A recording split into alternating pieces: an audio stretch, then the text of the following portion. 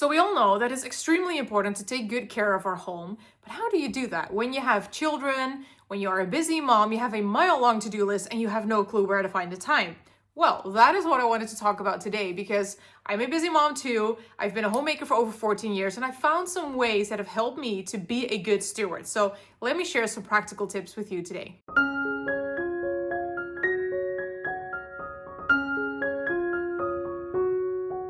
Now, before we talk about the how, I wanted to share a bit more about the why. And I've talked about that a couple times before, about how important it is to be a homemaker and to take good care of the home. So if you haven't seen any of those videos, I will put them up here. But we know that it is important to be a good homemaker, but how important is it to be a good steward of the home? Now, in the Bible, there are a couple of verses that actually talk about being a good steward, and not always in the direct sense. So it doesn't say be a good steward of the home. But in Titus 2, for example, it talks about being good homemakers. So it is important. And it also says in Colossians that we do everything that we do as unto the Lord, even cleaning the house or being a good steward of the house. It also says in 1 Peter 4 verse 10 that we need to steward the gifts that we've been given well. So that tells us that we need to take good care of what we have. That includes our home. So yes, it is extremely important to be a good steward of the house that you have and turn it into a home. Like Titus 2 says, we need to be good homemakers. Now, if you want to know more about that, I actually have an ebook about Titus 2, which is packed with all our roles as women, as biblical women, and how we can grow in that. So if you're interested in that, I will actually leave that down below. But we know now that we have to be good stewards, but how do we actually do that? Because we are busy, especially in today's day and age. We are extremely busy. We have so many things that are expected from us. We have so many things that we can do. So how do you find the time to be a good steward and to be a good homemaker? Well, let me share 7 things that really helped me and that I'm very sure are going to help you too. Now, the first one, you're probably not going to like as much, but that is wake up earlier. And I'm not saying that you need to wake up at 4 o'clock, do an extensive workout, go deep clean the house for 2 hours. That's not what I'm saying. What I mean is just wake up earlier than the children. And there are so many benefits when you do that. I've actually done a video about that too. So I will also link that up here. But it is so good to wake up earlier than your children. And even if it's just 10 minutes where you have some time to spend time with the Lord, to really focus on, okay, what am I going to do today?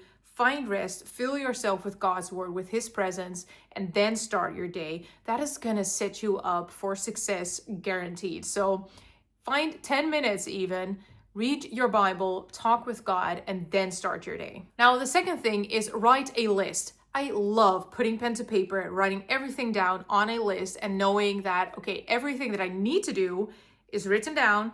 I don't have to think about it. I don't have to keep everything in my mind. I have it on a list. I can do what I need to do because I have it written down. That is going to give you so much rest. Even just writing it down. You haven't done anything yet. You just wrote it down on a piece of paper, but it's going to help you so much. So write down what you need to do.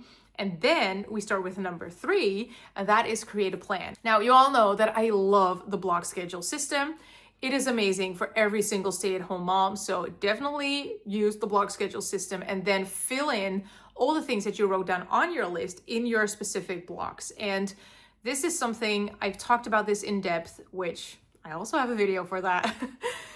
But I talked about this in depth in the other video, but it is really important to have a block schedule system because it gives you the freedom to fill up your day with unexpected things, but it also gives you the schedule to make sure that you get everything done. So it is the perfect marriage between the two. So like I said, the block schedule system is just perfect for everybody. So definitely try that, but make sure that you fill out your day in blocks and write down what you need to get done in those blocks so you don't forget to do them. Now, number 4 is create a meal plan. And I know a lot of people don't really like to hear that, but it is just going to make your life so much easier. Now, to make that meal plan more fun and easier, there are 2 things that I would recommend. First off, write down a list for all the meals that you're going to have and have every ingredient for those meals, but don't assign it to a specific day. So that is what I do as well. I just make sure that I have 7 meals that I can make.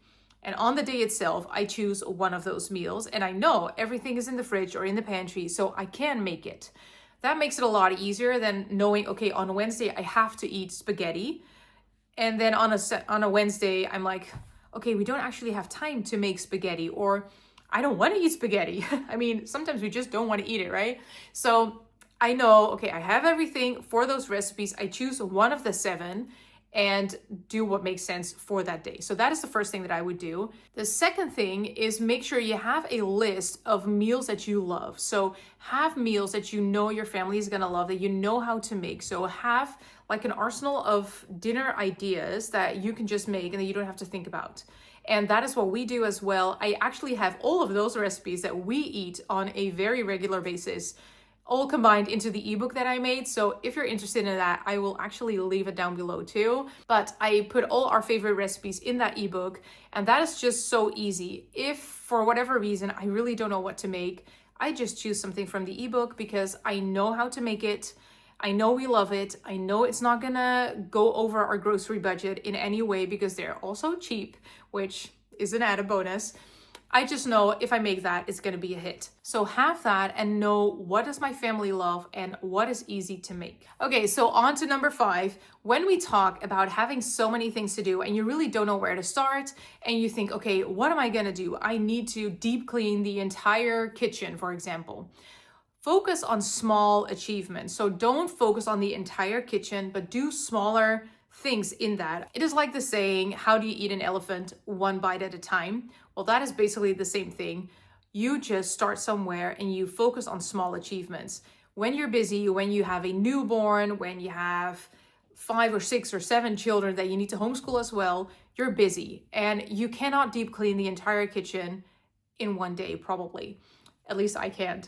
So make sure that you focus on small achievements. Do something every single day that is going to help you move forward. So deep clean the fridge on Monday, deep clean the oven on Tuesday, clean the cabinets on a Wednesday, do things like that. Instead of saying, okay, I need to clean the entire kitchen, focus on small achievements. So when you write down things in your block schedule, write down the smaller bites and don't write down the entire elephant. Now, number 6 actually goes along with that, and that is don't do more than you can handle. So don't, like I said, don't write down the entire kitchen, write down small things, but also one thing that I have had to learn is you can just do so much in so little time.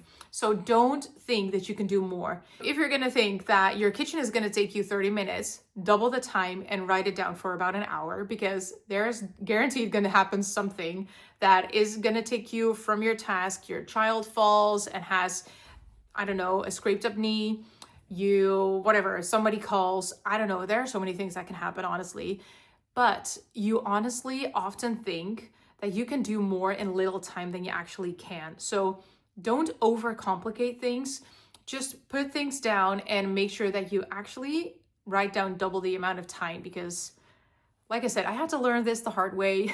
This is what I did so many times. I just wrote down all the things. I literally had a block of 2 hours and I had 20 things to do in there and I thought I could do it all. Well, learn from me. It's not possible. So make sure that you don't put too much in it. Don't put in more than you can handle. And then number 7 is don't overcomplicate it. This is also something that a lot of women do.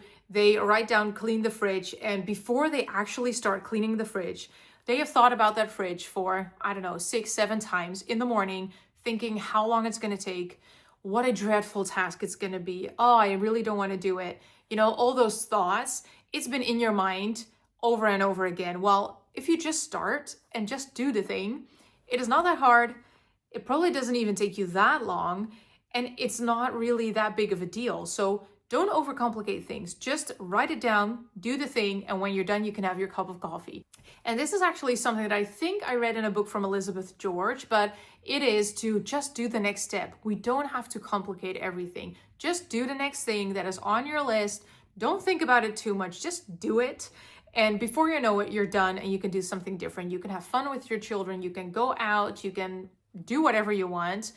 Don't overcomplicate it. So that is 7 things that I love to do in order to be a good steward of the home.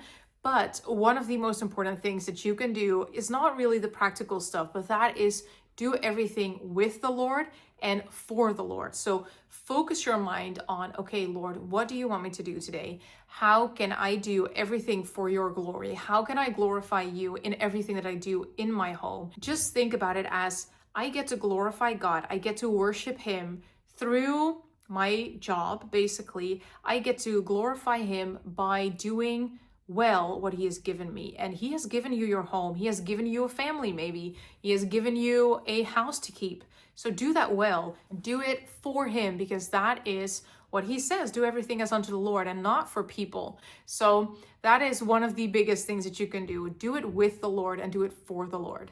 Now, I really pray that that was helpful to you. But if there's something that you like to add to this list, let me know down below. I always say this, but I really love hearing from you guys. I love interacting with you in the comments. So don't hesitate, just comment down below and I would love to hear from you. And if you're not subscribed yet, what are you waiting for? Hit that subscribe button and I would love to see you in my next video.